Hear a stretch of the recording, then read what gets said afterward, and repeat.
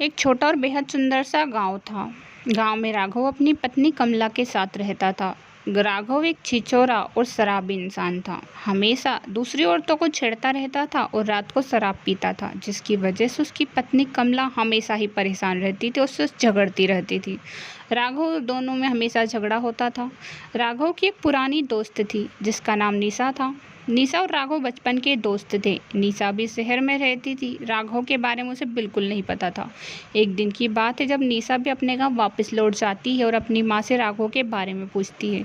निशा की माँ को भी राघव के बारे में जानकारी नहीं थी कि उसकी शादी हो चुकी है और वहाँ कैसा लड़का है, क्योंकि बचपन में ही वहाँ उसे जानती थी, इसलिए वहाँ उसे मिलने के लिए इजाज़त दे देती है।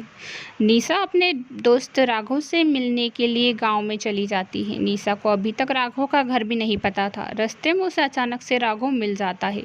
राघव को देखते ही निशा, अरे तुम मेरे बेस्ट फ्रेंड, कितने दिनों बाद मिल रहे हो। तुम्हें पता है मुझे कितनी खुशी हो रही है तुमसे मिलकर। तुम मेरा बचपन का प्यार हो। तुम्हारे लिए तो अभी तक मैंने शादी नहीं की। अरे सच में तुमने मेरे लिए शादी नहीं की? मैंने तो सोचा था कि तुम मुझे भूल ही गई होगी। कितनी अच्छी बात है कि हम दोनों फिर से मिल रहे हैं। इधर कमला बेहद परेशान थी क्योंकि उसका पति शराब पीता था और दूसरी औरतों को छेड़ता रहता था, जिसकी वजह से वह परेशान हो चुकी थी और अब उससे छुटकारा चाहती थी कि वह कैसे भी उससे छुटकारा पा ले। कमला को अब इस घर में बिल्कुल नहीं रहना था। इधर राघव की नज़दीकियाँ निशा से बढ़ती ही जा रही थी।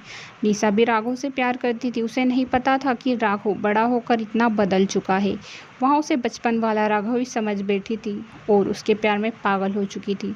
राघव अब निशा को अपने जाल में फंसाए जा रहा था। उसकी शादी के बारे में निशा को वहाँ बिल्कुल भी नहीं बता रहा था।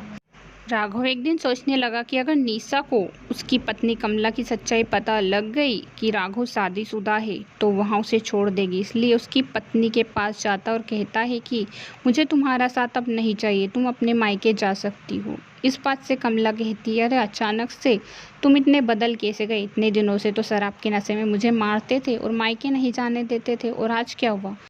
राघव कहता है कि मुझे तुम जैसी पत्नी बिल्कुल नहीं चाहिए जो हमेशा अपने पति के पीछे ही पड़ी रहती हो। उसी रात को राघव अपनी पत्नी को मायके छोड़ आता है और गांव में वापस आ जाता है।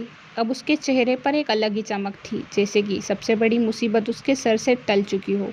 समय बीतता चला जाता है। राघव और निशा की नज़दीकियाँ बढ़ती चली जाती है। निशा एक दिन कहने लगती है, मुझे राघव से शादी के बारे में बात करनी चाहिए। वैसे भी मेरी उम्र भी हो गई है। माँ भी हमेशा मुझसे शादी के बारे में ही बातें करती है। मुझे राघव से इस बारे में बात करनी होगी। निशा राघव के घर जाती है और शादी के बारे में बात करती है। राघव हामी भर देता है, अरे वाह, ये तो बड़ी ही खुशी की बात है। अगर तुम मेरे साथ शादी करोगी तो। हाँ हाँ, मैं भी यही चाहती हूँ कि हम दोनों बेस्ट फ्रेंड, अच्छे पति पत्नी बन जाएं। कितना अच्छा होगा ना। निशा को पैसे से कोई मोह नहीं था। वह राघव से शादी करने के लिए बिल्कुल तैयार थी।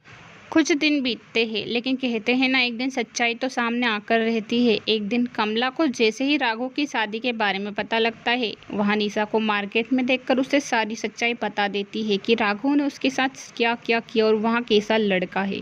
यह बात सुनकर तो निशा के होश ही उड़ जाते हैं। वह कहती है, राघव को मैं बचपन में जानती थी। वह एक अच्छा लड़का था और मुझे बेहद पसंद था, लेकिन मुझे नहीं पता था कि उसकी शादी हो चुकी है। यह बात उसने मुझसे छुपाई। उसने बहुत गलत किया।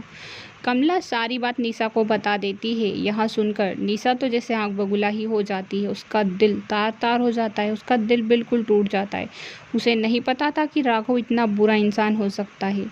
वहाँ मार्केट से दुखिया मन से घर चली जाती है और राघव से इस बारे में बात करती है और कहती है, तुमने अपनी पत्नी को धोखा दिया। तुम्हारी इतनी अच्छी पत्नी जिसको तुमने नहीं छोड़ा, तो तुम मुझसे शादी करने के लायक तो बिल्कुल भी नहीं हो। मैं तुमसे शादी नहीं कर सकती।